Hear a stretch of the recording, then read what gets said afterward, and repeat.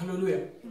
Nous disons que le Seigneur Jésus, s'il aurait marché par rapport à la loi, à quoi serait alors sa mort? Parce que les Juifs ne trouvaient pas quelque chose pour les tuer. Amen. Il a été tué parce qu'ils ont dit que tu marches contre la loi. Alléluia. Enfin, un dossier. Voilà pourquoi les pères devaient l'exposer en dehors de la ville. Amen. Pour être tué.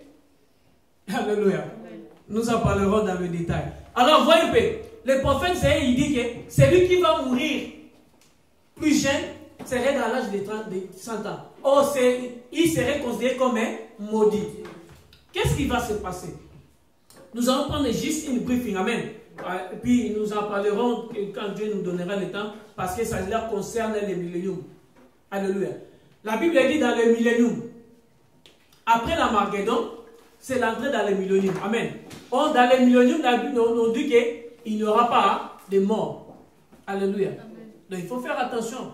Parce que j'entends les gens prêcher, ah, dans le millénium, personne ne va mourir. Il n'y aura pas. Non.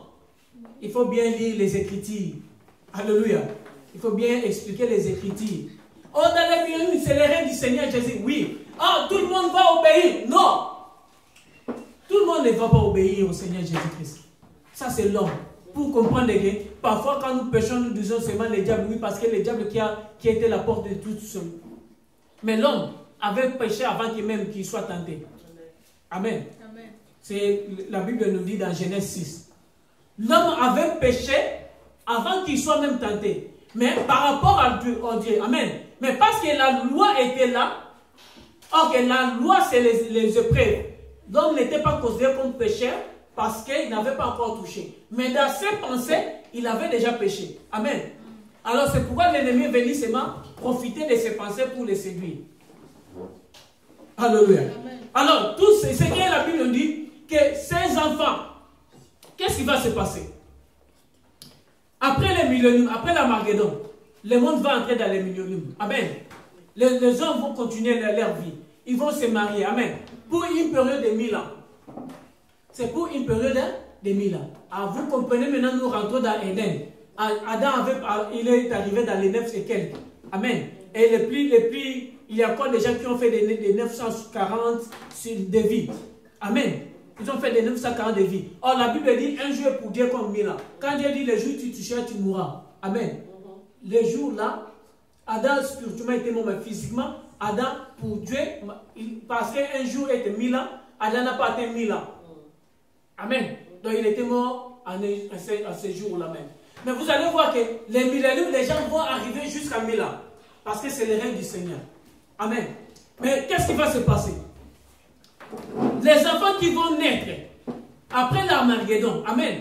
Parce qu'après l'Armageddon, les survivants vont entrer dans le règne des milléniums.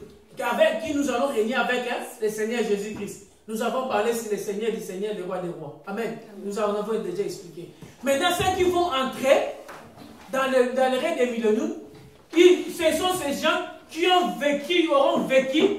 Amen. Qui auront vécu l'expérience, la force, la puissance du Seigneur Jésus-Christ. C'est-à-dire les combats de l'Armageddon. Comment le Seigneur aura détruit les œuvres du diable, amen, de la bête de l'Antichrist et tous ses serviteurs et les soldats pour venir régner. Ces gens-là maintenant, quand ils vont nous regarder, descendre vers le Seigneur Jésus-Christ, amen. C'est à ce moment qu'ils vont crier, voici maintenant le Seigneur des Seigneurs, les rois des rois. Alors ils vont recevoir le Messie que nous allons établir le royaume du Seigneur Jésus sur la terre. Et nous allons continuer à régner. Amen. Alléluia. Amen. Maintenant, nous allons régner comme des dieux. En tant que Dieu. Amen. Parce que nous serons devenus des dieux véritables comme le Seigneur Jésus-Christ. Maintenant, pendant que les gens vont continuer à vivre, ils vont continuer à se marier et continuer la vie. Amen. Sur la terre, les hommes, ils vont, après 100 ans, parce que les règles c'est 1000 ans. Quand on arriverait dans les 300 ans, 400 ans, il y aura des enfants qui naîtront 400 ans après, 300 ans après, qui n'auront pas connaissance de l'Armageddon. Alléluia. Ces enfants n'auront pas connaissance de l'Armageddon. Seulement ses parents leur diront. Voyez, c'est pourquoi il leur demanderait pourquoi vous adorez ce type. Pourquoi vous l'adorez? Pourquoi vous allez toujours à Jérusalem pour adorer? Et leurs parents nous diront parce que c'est lui-là. Voilà ce qu'il a fait pendant la guerre d'Armageddon. Alléluia. Ils les répéteront à leurs enfants de génération en génération. Ah, il faut rentrer maintenant dans l'ombre, dans la loi, pour voir ça. C'est ce que le Seigneur a dit aux enfants d'Israël. Vous répéterez cela de génération en génération. Vous direz à vos enfants de génération en génération comment je vous ai fait sortir par ma main puissante de l'Égypte. Vous traversez le désert pendant 40 ans et vous donnez le pays de Canaan.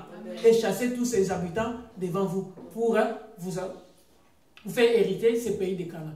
Vous parlerez à vous afin qu'ils ne l'oublient jamais les œuvres de l'Éternel.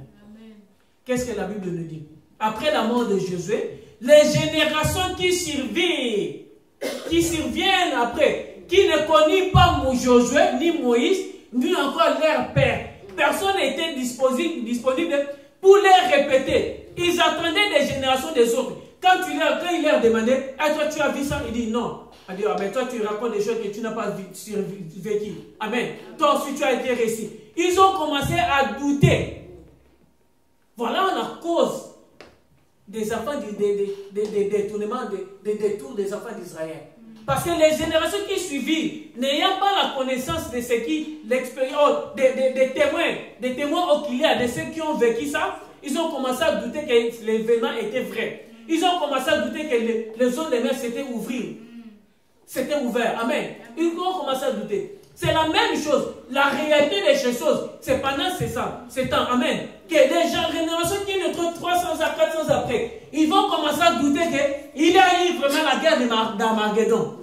Et c'est pourquoi ils vont aller adorer. Ces enfants vont commencer à traiter contre leurs parents, se rebeller contre leurs parents. Alléluia. Voilà. Or, la Bible dit que le plus jeune serait maudit. Qu'est-ce que la Bible nous promet?